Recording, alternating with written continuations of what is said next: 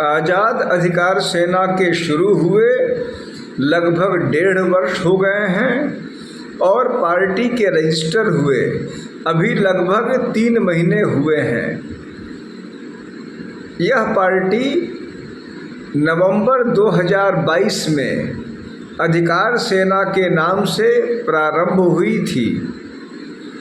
बाद में चुनाव आयोग के समक्ष रजिस्ट्रेशन प्रक्रिया में चुनाव आयोग ने इसका नाम आज़ाद अधिकार सेना स्वीकृत किया, अर्थात अधिकार सेना के साथ एक आज़ाद शब्द जोड़ दिया।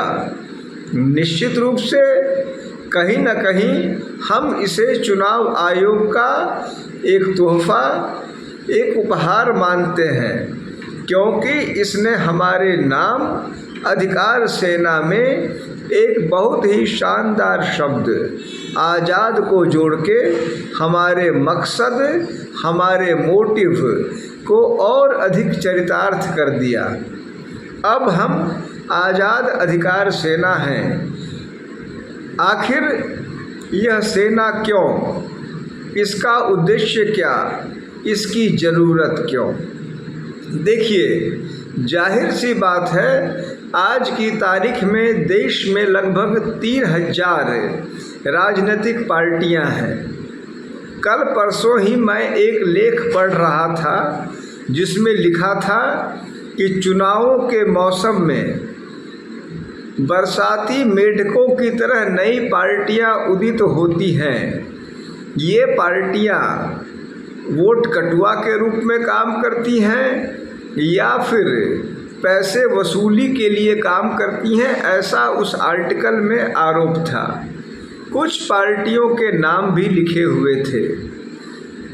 तमाम पार्टियों के जिक्र में आज़ाद अधिकार सेना का भी नाम था। लिखा था, पूर्व IPS अमिताभ ठाकुर द्वारा आज़ाद अधिकार सेना का गठन किया गया है, जो इन चुनावों में प्रतिभाग कर रही है। यह कहा गया था कि ये पार्टियां चुनाव के समय पैदा होती हैं और चुनाव के बाद दफन हो जाती हैं। कृपया सभी साथियों को बताना चाहूँगा, आज़ाद अधिकार सेना इन चुनावों के लिए गठित नहीं हुई थी। इन चुनावों के लिए या किसी एक चुनाव के लिए इसका उदय नहीं हुआ था। इसका किसी एक चुनाव से, किसी एक कार्य से, किसी एक घटना से संबंध नहीं है। आज़ाद अधिकार सेना देश की व्यवस्था, देश के बुनियादी ढांचे के साथ कदम दर कदम मिलाकर चलने के लिए बना राजनीतिक दल है, जो किसी घटना विशेष के लिए नहीं है, किसी लाभ, किसी तात्कालिक लाभ के लिए बिल्कुल नहीं है। प्रश्न यह है कि आज़ाद अधिकार सेना क्या है और इसका उद्देश्य क्या है। मैं यह बताने के पहले यह बताना उचित समझता हूँ कि आज़ाद अधिकार सेना के मूल केंद्रीय विचार क्या है। जो 3 बुनियादी सिद्धांत जिन पर यह पार्टी चल रही है, जिसका हम बार बार उल्लेख करते हैं, वह है अन्याय, अत्याचार और भ्रष्टाचार का विरोध, इनजस्टिस का विरोध, करप्शन का विरोध। पूरी तरह से यह पार्टी का बुनियादी सिद्धांत है। जहाँ भी अन्याय है हम उसका विरोध करेंगे, जहाँ भी अत्याचार है हम उसका विरोध करेंगे, जहाँ भी भ्रष्टाचार है आज़ाद अधिकार सेना के सैनिक उसका विरोध करेंगे। इस रूप में इस पार्टी के उद्देश्य भी बहुत स्पष्ट हैं। इस पार्टी का गोल पूरी तरह क्लियर है। हम किसी एक ढांचे, एक सांचे, एक आइडियलिज्म या जिसको आइडियोलॉजी कहते हैं कि हम लेफ्ट हैं, हम राइट हैं, हम फला धर्म फला जाति से जुड़े हैं, फला जाति के लिए फला संप्रदाय के लिए काम करते हैं, इससे इतर सिर्फ और सिर्फ देशहित, राष्ट्रहित और उससे भी बढ़ के मानवता के हित में जहाँ भी अन्याय है, जहाँ भी अत्याचार है, जहाँ भी भ्रष्टाचार है, वहाँ आज़ाद अधिकार सेना है, या हमारा उद्देश्य है कि हम वहाँ हों, हम उन प्रकरणों में सार्थक हस्तक्षेप करें, न्याय संगत और ट्रुथफुल इंटरवेंशन करें। यह पार्टी का उद्देश्य है। वह किसी दल विशेष के साथ हम यह नहीं कि हम लेफ्ट के साथ हैं, राइट के साथ हैं नहीं हैं, ऐसा नहीं। जहाँ भी गलत हो रहा है उसका विरोध हमारी पार्टी का बुनियादी कार्य है, बुनियादी सिद्धांत है। हमारी पार्टी यह मानती है, जो एक कहावत है, power corrupts and absolute power corrupts absolutely. अतः हमारी पार्टी का मानना है कि आज जो पार्टी अपने आप को पीड़ित प्रताड़ित मान रही है, कल को सत्ता पाकर वही पार्टी बिल्कुल बेलगाम हो जाती है।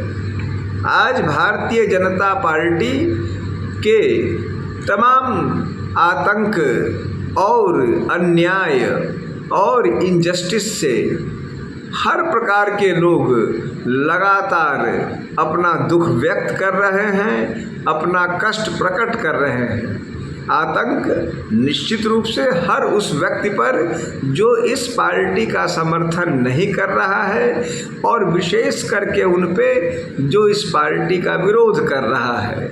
यह आतंक अपनी पार्टी के जरिए और सत्ता के लगामों के जरिए, पुलिस के जरिए, प्रशासन के जरिए, लेकिन अपनी सेवा काल में मुझे स्मरण है कि यही पार्टी जब सत्ता में नहीं हुआ करती थी तो बिल्कुल, जिसको हम लोग एक शब्द कहते हैं, बिल्कुल भले मानुष की तरह इसके सारे पदाधिकारी बर्ताव करते थे, डरे हुए सहमे हुए लोगों की तरह। मैं भी एक जिम्मेदारी के पद पे तैनात रहा करता था। जब आते थे तो लगता था कि इनसे भला मानुष, इनसे ज़्यादा संभ्रांत और डरा हुआ व्यक्ति, पीड़ित व्यक्ति कोई नहीं है।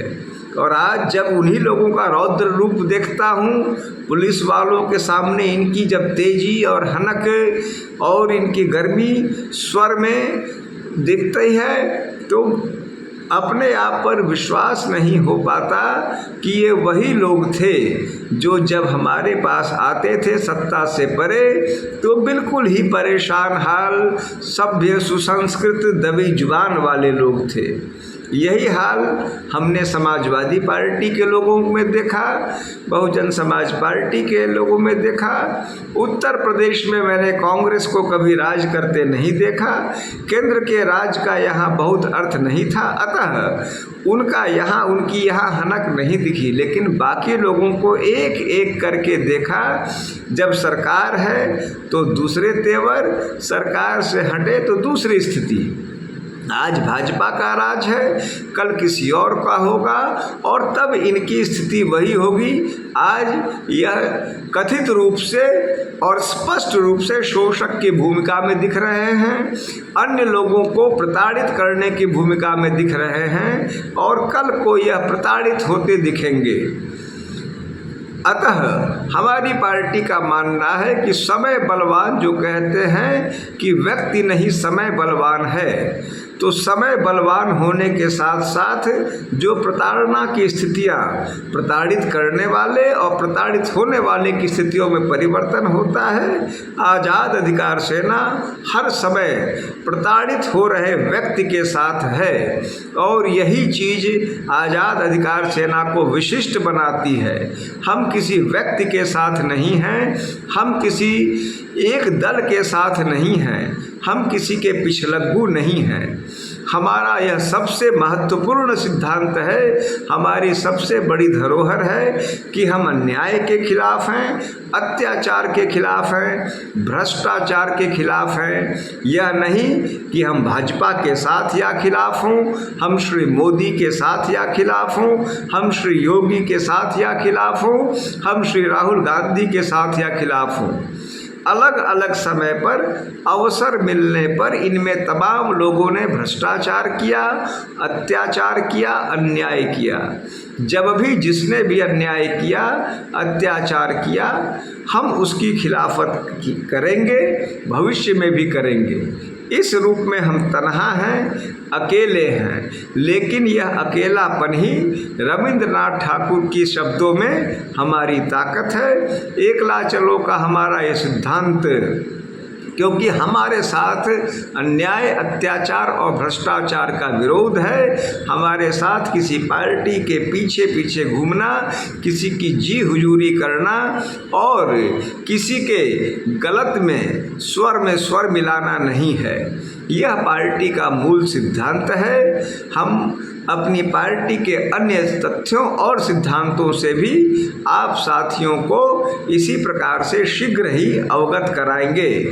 जय हिंद, जय आज़ाद अधिकार सेना।